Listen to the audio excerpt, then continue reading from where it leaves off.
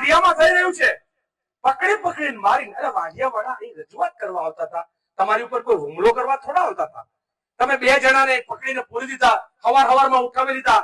એ વાંઢિયાના લોકો, એ ગામની જમીન એમની છે, એ પોતાની જમીન માટે વાત કરે છે કે અમારે જમીન નથી આપવી, અને આપે તો એનું પૂરતું વળતર, સરકારના કાયદાઓ છે એનો અમલ થાય.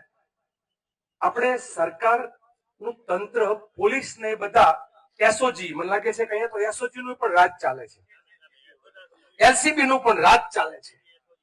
એસઓજી, આ એલસીબી ને એસઓજી એ આપણા રક્ષણ માટે છે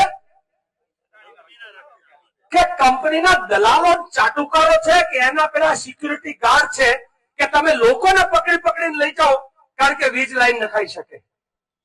ખોલીને બોલવાની જરૂર છે. તમે શું કરી શકો, હું શું કરી શકું? નાનકડું કામ કરી શકાય. બધા જ લોકો એક એક વિડીયો બનાવો, બધા જ લોકો એક એક વિડીયો બનાવો, અને ઘા કરવો તો મૂળમાં કરવો.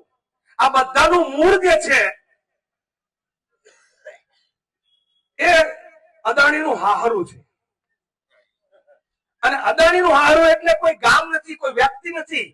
આ સરકાર જે છે એ અદાણીનું હાહરું છે, સરકારનો જમાઈ છે અદાણી. આપણે ઘર જમાઈ લેવા કઈ બોલી ના કહ્યું હોય ને, એમ અત્યારે અદાણી ગુજરાત સરકારનો, ભારત સરકારનો ઘર જમાઈ હોય એમ એને ચોર અને ચૌટે જમીનો અપાય છે. એટલે પેલા એના હાહારોમાં ઘા કરવાની જરૂર છે કે આનો હાહારો કોણ છે એ ગોતો, ઘર જમાઈ કોણ રાખે છે એ ગોતો. હું પોલિટિકલ હાહારાની વાત કરું છું ને પોલિટિકલ ઘર જમાઈની વાત કરું.